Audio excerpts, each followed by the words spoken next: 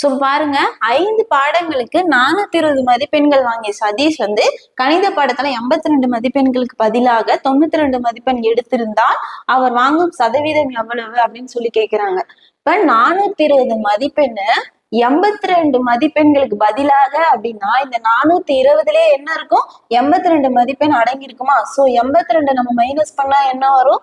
8, இங்க 1, 2 போயிட்டா 3, அதுக்கப்புறம் 3, 3, 3, 8 தான் என்னது, அதாவது 82 மதிப்பெண்களுக்கு பதிலாகங்கிறதுனால 82 மைனஸ் பண்ணிக்கிறோம்.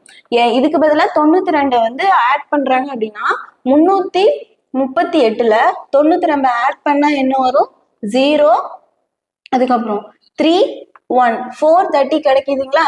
இப்ப இந்த 430 தான் என்ன பண்ண சொல்லியிருக்காங்க 5 பாடங்களுக்கு அப்படின்னா 82 என்ன பண்றோம், 82க்கு பதிலாக 92 நம்ம ஆட் பண்ணிட்டோம். இப்ப ஆட் பண்ணதுல இருந்து எத்தனை பாடங்கள்? 5 பாடங்கள்ங்கும் போது 5 டேபிளால நம்ம கேன்சல் பண்ணோம் அப்படின்னா 1 5s are 5, 8 5s are 40, remaining 3, 6 5s are 30.